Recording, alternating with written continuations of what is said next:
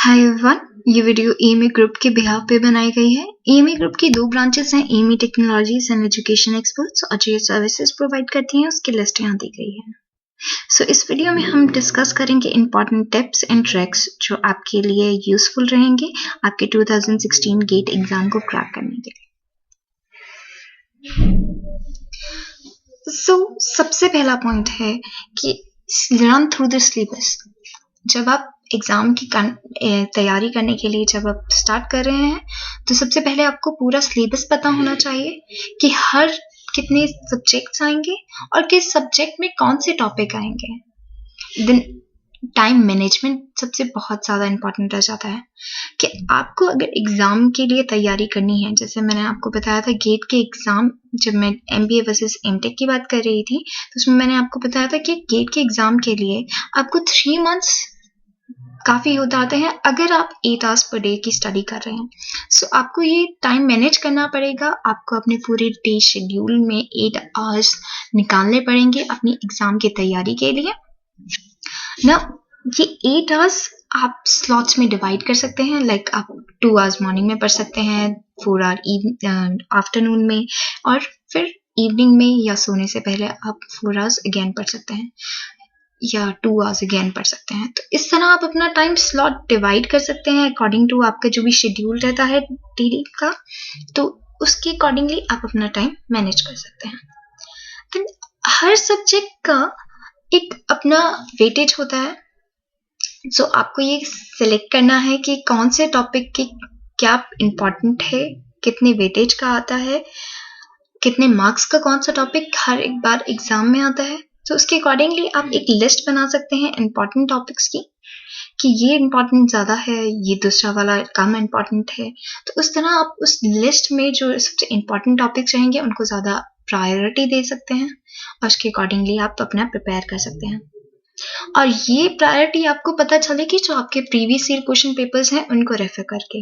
आप जितने ज़्यादा प्रीवियस ईयर क्वेश्चन सॉल्व करेंगे उतने ज़्यादा आपको पता चलेगा कि कौन सा इम्पॉर्टेंट टॉपिक है और वो कितने मार्क्स का आता है हर साल। दूसरा, previous year question paper solve करने से आपको एक ये भी बेनिफिट होता है कि बहुत सारे क्वेश्चन ऐसे होते हैं जो रिपीटेड होते हैं, हर ईयर रिपीट हो जाते हैं, या तो उनकी लैंग्वेज चेंज होकर या किसी और वे में, पर क्वेश्चंस वही रहते हैं। सो आपके लिए एक बेनिफिट ये भी रहेगा कि आपको जब वो क्वेश्चन आएगा या रिपीट हो तो आपके लिए वो सॉल्व करना बहुत इजी हो जाएगा। देन अपनी स्पीड जो रहती है एग्जाम में, बिकॉज आपको 65 क्वेश्चंस करने हैं जिसमें आपके ऑब्जेक्टिव और नॉन ऑब्जेक्टिव दोनों तरह के क्वेश्चंस रहेंगे। सो आपको अपनी स्पीड जो है, स्पीड एक्यूरेसी, स्पीड इंक्रीज करनी पड़ेगी और स्पीड के साथ साथ एक्यूरेसी भी। और ये कब इंक्रीज होगी कि जब आप प्रैक्टिस करेंगे। जैसे कोई लेंथी क्वेश्चन है या कोई डिफिकल्ट क्वेश्चन है, आप उसको बार बार प्रैक्टिस कीजिए। अगर आपको एक बार आ भी गया देन अगेन उसको बार बार प्रैक्टिस कीजिए। उससे क्या होगा कि नेक्स्ट टाइम जब कोई उस तरह का क्वेश्चन होगा या वही क्वेश्चन होगा तो नेक्स्ट टाइम जब आप सॉल्व करेंगे बार बार प्रैक्टिस करने के बाद, सो जो आपकी स्पीड होगी वो इंक्रीज हो जाएगी और जो एक्यूरेसी होगी वो ऑफ कोर्स वो भी बैलेंस हो जाएगी। Then keep your goal in your thoughts. इसका क्या मतलब हुआ कि हम एग्जाम की प्रिपरेशन करते करते बहुत बार डिस्ट्रैक्ट हो जाते हैं। सो उस डिस्ट्रैक्शन को अवॉइड करने के लिए हमेशा अपना एक गोल जो है, आपका थॉट जो है, वो हमेशा ध्यान में रखना चाहिए कि आप गेट का एग्जाम अगर कर रहे हैं तो आप एग्जाम क्लियर करके, मतलब आपको कितने मार्क्स चाहिए गेट के एग्जाम में, ताकि आपको कौन से कॉलेजेस चाहिए या फिर, और उस कॉलेजेस से आपको बेनिफिट क्या होगा, ये सारी बातें आपको ध्यान में रखनी चाहिए हर टाइम। आप इसके लिए कर सकते हैं, आप एक चार्ट या पेपर पे लिस्ट बना सकते हैं कि आपके क्या क्या गोल हैं, आपको गेट के में कितने मार्क्स अचीव करने हैं, उस मार्क्स से आपको कौन सा इम्पोर्टेंट कॉलेज जो आपका रेपुटेटेड कॉलेज है, उस कॉलेज कौन सा कॉलेज मिल सकता है, उस कॉलेज के थ्रू आपको कौन सी अच्छी कंपनीज में रिक्रूटमेंट मिल सकती है या फिर आगे क्या बेनिफिट्स मिल सकते हैं उस कॉलेज के थ्रू। तो ये सारे थॉट्स आपको हमेशा अपने माइंड में रखने चाहिए जब आप एग्जाम की प्रिपरेशन कर रहे हैं, या आप इसका चार्ट बना के अपनी जो स्टडी टेबल है उसमें सामने रखा सकते हैं।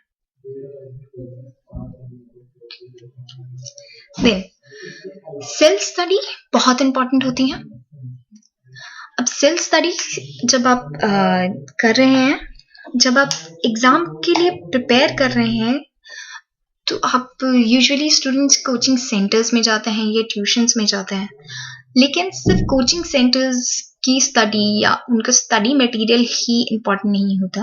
आपको एक सेल्फ स्टडी भी करनी पड़ेगी। सेल्फ स्टडी से आपको जो बेनिफिट होता है, एक तो आपका टाइम मैनेजमेंट हो जाता है।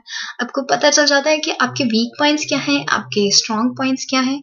उसके अकॉर्डिंगली जब आप एग्जाम की तैयारी कर रहे होंगे तो आप एग्जाम में वो इम्पॉर्टेंट टॉपिक्स जो जिसमें आपके जो इम्पॉर्टेंट टॉपिक्स हैं, जो आप ज़्यादा स्ट्रॉन्ग हैं जिन पे, आप वो पहले वो सॉल्व कर सकते हैं। जो आपके वीक पॉइंट्स हैं आप उन्हें बाद में सॉल्व कर सकते हैं।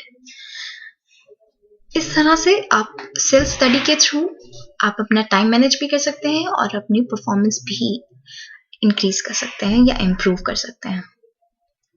सो ये कुछ इम्पॉर्टेंट पॉइंट्स थे। आई होप आपको ये वीडियो यूजफुल लगा हो।